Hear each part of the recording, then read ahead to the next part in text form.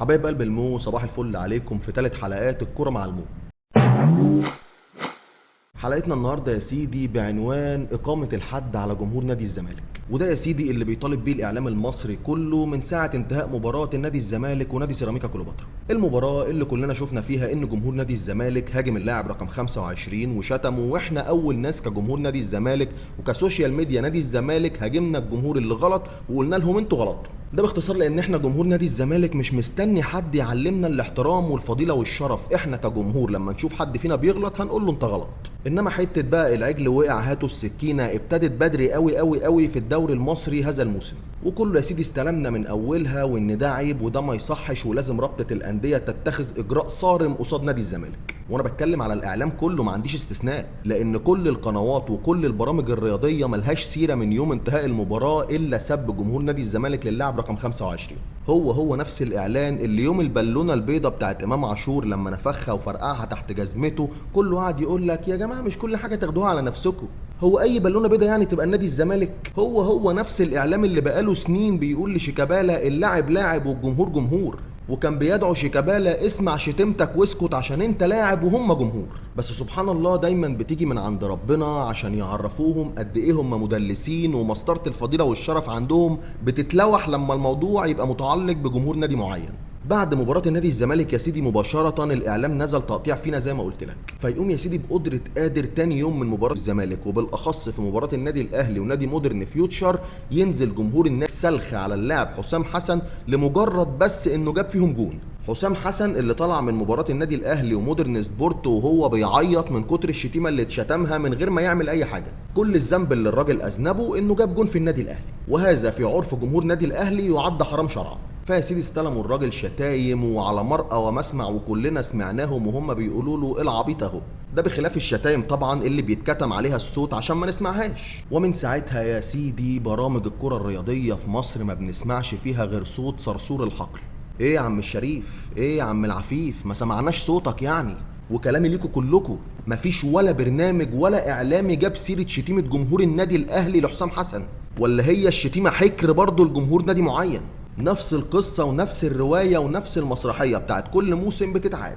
جمهور مسموح له يعمل أي حاجة وبقية جماهير مصر مش مسموح لها تعمل أي شيء.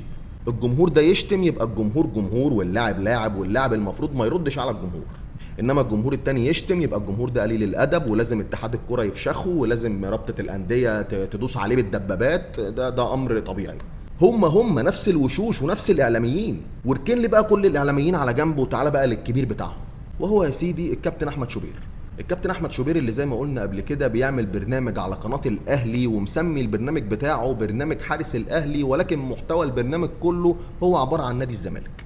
كابتن احمد شوبير يا سيدي كان ليه نصيب الاسد من الكلام في الموضوع ده. تعال نسمع الكابتن احمد شوبير قال ايه. انه يعني رابطه الانديه هتتخذ اجراءات صارمه. ما هي؟ قال لك انتظروا القرار، لكنه هناك اجراءات صارمه. لكن لجنه الانديه او رابطه الانديه بتقول لك ايه؟ يا انديه شعبيه وعوا الجماهير. طب هيوعوهم يقولوا لهم ايه؟ احنا عازمين فلانه الفلانيه الماتش الجاي. ايه نوع التوعيه؟ انه لا لا لا لا لا ده احنا مش كده واحنا مش عارف ايه، واحنا عازمين حد ان شاء الله يكون معانا الماتش الجاي. هل ده مقبول؟ هل ده يعقل؟ هل ده يعني حد يتصوره؟ يعني يا اخي قول في غلط، في غلط ولا بد من التوقف عند هذا الحد، لكنه بالطريقه دي وبالاسلوب ده امر غير مقبول على الاطلاق. يعني هيوعوهم يعملوا لهم ايه؟ يعني لا حد بيقدر يكتب كلمه على صفحته، ولا حد بيقدر يطلع يقول كلمه ببرنامج، ولا حد بيقدر يطلع يقول حاجه.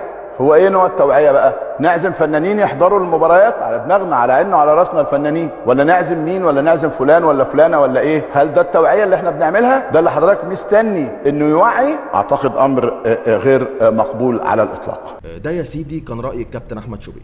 كابتن احمد شوبير بيقول لك هذا امر غير مقبول.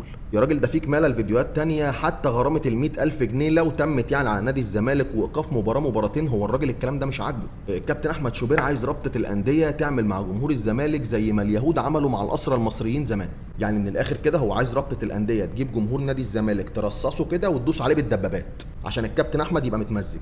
هو نفس الكابتن احمد اللي كان بيقول لشيكابالا زمان حط قطن في ودانك واعمل نفسك مش سامع، عشان الجمهور جمهور واللاعب لاعب وما يصحش ان اللاعب يرد على الجمهور. طب يا كابتن احمد ما تخلي اللاعب رقم 25 يحط قطن في ودانه هو كمان، ولا هو كيس القطن خلص عند شيكابالا؟ وبرضه مش عايز الناس تفهمني غلط في الحلقه دي، انا مش ببرر الشتيمه، وده ظهر في الفيديو اللي فات. الفيديو اللي فات انا قلت لكل جمهور الزمالك اللي كان موجود في المدرج، قلت لهم انتوا غلطتوا واحنا نستاهل ان احنا نتعاقب. لكن الفيديو ده المقصود بيه هو المسطره الملوحه اللي بتقيسوا بيها الفضيله والشرف، المسطره اللي حرفها زي السيف على جمهور نادي الزمالك وحرفها اسفنج على جمهور النادي الاهلي، لان هي ونفس الوشوش اللي بنتفرج عليها وهي بتقيم الحد على جمهور نادي الزمالك هي نفس الوشوش اللي بتجيب اللوم على اللاعب لو جمهور النادي الاهلي اللي شتم. وهرجع واقول لكم برضو ان مش انتوا لا مؤاخذه اللي هتعلموا جمهور نادي الزمالك الاحترام والفضيله والشرف، احنا نفسنا كجمهور واحنا نفسنا كسوشيال ميديا زمالك اول ما لقينا حد من اخواتنا غلط قلنا له يا ابني انت غلطان وما تعملش كده تاني. على عكس ناس تانية بقى قعدت تطرمخ سنين من زمان، من ايام الكابتن حسن شحاته اللي كان بيتقال له عايده يا حسن، نسبه للفنانه عايده رياض اخت مرات الكابتن حسن شحاته على ما اتذكر يعني، ومن بعد منه الكابتن جمال عبد الحميد، ومن بعد منهم نصيب الاسد الكابتن محمود عبد الرازق شيكابالا، والشعارات كتير منهم مثلا يا شيكا قول الحق ادم ابنك ولا لا. هو في خوض في الاعراض اكتر من كده؟ يا راجل ده وصل بيهم الفجر انهم بينسبوا ادم ابن شيكابالا للاعب تاني موجود في الفريق مع شيكابالا. في اوسخ من كده؟ الجمهور اللي رفع كلب اسود وقال عليه شيكابالا اهو، الجمهور اللي راح المقابر واقتحم حرمه الموتى عشان خاطر قال ايه يقرا الفاتحه على شيكابالا. في احط من كده؟ الجمهور اللي من يوم ما وعينا على الدنيا وشجعنا كوره سمعناه وهو بيقول ام شيكا ولدت يلا نروح لها ناخد درع الدوري ونحطه انت عارف فين. ده برضه ما كانش خوض في الاعراض؟ طب تعالى بقى للناس اللي انتوا نفسكم بتدافعوا عنهم دلوقتي. مين اول جمهور قال لامام عاشور امام عاشور يا فتاكه يا ابن التيت؟ طب مين اللي سمى زيزو بالونه من غير ما زيزو يعمل له اي حاجه؟ طب على الاقل انا بشتمه دلوقتي عشان زيزو ده خني وحلف كذب بالله وببنته انه مكمل معايا وكان بيخدعني ونيمني ننا وسابني فري وانتقل للغريم التقليدي بتاعي، وده امر لما بيحصل في اي حته في العالم هو ده اللي بيتم. واكبر مثال عندنا لويس فيجو من برشلونه لريال مدريد، انما انت سميته بالونه وشتمته من غير ما الراجل ما يعمل لك حاجه اصلا. مين اللي نزل سلخ وشتيمه في رمضان صبحي من يوم ما ساب النادي الاهلي؟ مين الجمهور اللي شتم عبد الله السعيد وهانه في كل مباراه كان بيلعب فيها النادي الاهلي؟ وكل دي لعيبه برضه ما عملتش لجمهور النادي الاهلي اي حاجه ولا اساءت له بشيء. ده باختصار يا صديقي، لان مفيش لاعب ايا كان مجنون هيشتري عداوه الجمهور لله في لله. يعني بالنسبه للناس اللي بتقول لي اصل شيكابالا هو اللي كان بيستفز جمهور النادي الاهلي، يا ابني هو انت هتفضل تردد زي البغبغان لحد امتى؟ مش لما تسمع كلام تعقله الاول بعد كده تقوله؟ في حاجه في الدنيا اسمها لاعب هيستفز جمهور الخصم لله في لله؟ اللي حصل مع شيكابالا يا حبيبي كلنا عارفينه، واللي انت بتحاول تدلس فيه وانت نفسك عارفه. جمهور شتم لاعب، حاجه من اتنين، يا اللاعب ده بيستحمل الشتيمه ويطرمخ يا اما ما بيستحملش وبيرد. وشيكابالا من الناس يا سيدي اللي لا بتستحمل تسمع شتيمه امها ولا شتيمه مراتها ولا شتيمته نفسها وبيرد عليكم.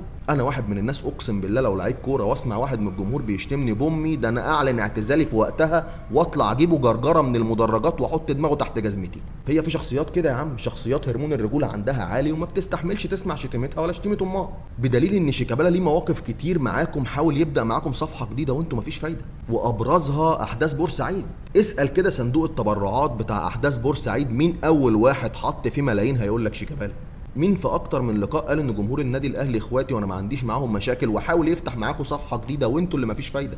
فما ترجعش تقول لي دلوقتي اصل شيكابالا هو اللي كان بيستفزنا. شيكابالا زيه زي اي لاعب، طول عمر اللاعب رد فعل. لان انا واحد من الناس مثلا لو انا لعيب كوره مش هبقى مجنون واقف قدام الالاف دي كلها اشتمها او استفزها او ابادر بالغلط.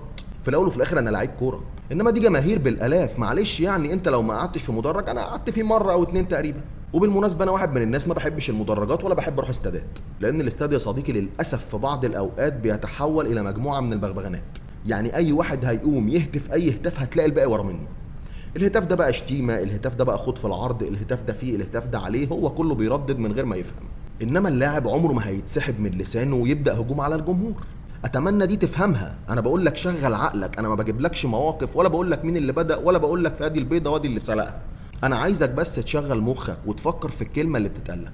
طب تعالى بقى في النهايه نقول راينا في اللي بيحصل ايه. انا واحد من الناس قلت رايي في اللي حصل من جمهور نادي الزمالك الفيديو اللي فات، وقلت طبيعي جدا ان احنا هينزل علينا غرامه وهينزل علينا ايقاف ممكن من ماتش لماتشين، وده امر طبيعي جدا. بس برضه في جمهور على الناحيه الثانيه شتم، يعني نفس اللي قلته على جمهور الزمالك لازم يتطبق على الجمهور الثاني، والا تبقى انت مدلس. جمهور شتم لعيب مش موجود وجمهور شتم لعيب موجود. ولا هو انت انا عايز تفهمني ان الكابتن 25 ليه ظهر والكابتن حسام حسن ملوش؟ لا، انا مش بطالب بحاجه اكتر من اللي الكابتن شوبير طلبها. انا عايز كلام الكابتن احمد شوبير يتنفذ بحذافيره. الجمهور اللي يغلط لازم يتحاسب، وانا دلوقتي عندي جمهورين في الجوله الاولى غلطوا. جمهور الزمالك شتم 25، جمهور الاهلي شتم حسام حسن. فنفس الكلام اللي قاله الكابتن احمد شوبير على جمهور الزمالك انا عايزه يتطبق بس على الاثنين. وشتيمة ده مفهرسه بفيديو وشتيمة ده مفهرسه بفيديو. اما بقى عن الكابتن احمد شوبير، نصيحه مني يا كابتن احمد، لان انت عندك ابن اسمه مصطفى شوبير، انا عن نفسي بحبه وبحترمه. شاب محترم، شاب مهذب، شاب موهبه. بلاش بلاش بلاش تبقى انت الاتب اللي في ظهر ابنك. بلاش تسبب لابنك عداوات وهميه هو ملوش اي ذنب فيها. احنا الواحد فينا اكتر حاجه شايلاه واكتر حاجه سنداه هو ان ابوه في ظهره. فانا مش متخيل يعني ايه ابويا يبقى هو الاتب اللي في ظهري. لان باختصار والله ده ما تحريض ولا اي حاجه، لان انا واحد من الناس بحب مصطفى جدا. الجمهور لما يلاقي حضرتك مش راضي تجيبها البر ولا راضي تلايمها ومستمر في استفزازه، مش هيلاقي غير ابنك في الملعب يرد عليه. والله والله والله تاني دي الحاجه اللي انا مش حاببها تحصل. فاتمنى اتمنى اتمنى من الكابتن احمد شوبير، لو انت مش خايف على سمعتك ولا خايف على مسيرتك الاعلاميه، خاف على مسيره ابنك الكرويه. عشان جمهور المدرج بطبعه متنمر، بطبعه بيشتم، بطبعه بيهاجم. فاتمنى من الله ان ابنك ما يتهاجمش بسببك، لان والله وبرجع اقولها لك تاني، ابنك من الناس اللي انا بحبها في لعيبه النادي الاهلي. فاتمنى من الله يا كابتن احمد ما تبقاش اناني، انت خدت نايبك من الدنيا كتير. سيب ابنك بقى يشوف حاله، ولما تلاقي ابنك لسه بيبدا يتعلم العوم يا ريت تبقى انت العوامه بتاعته، ما تبقاش التقل اللي مربوط في رجليه. ولو انت وصلت معانا لنهايه الحلقه النهارده، اوعى تنسانا باللايك والكومنت الجميل بتاعك والسبسكرايب. ولو انت يا سيدي اول مره تشوفنا وعجبك المحتوى، ما تنساش تعمل لنا اشتراك. ويا ريت الناس اللي بتخش تتفرج ويعجبها الحلقه ما تتفرجش وتمشي، يا عم دوس اشتراك مش هتخسر حاجه. يلا ليلتكم سعيده، احلى اخوات واحلى متابعين.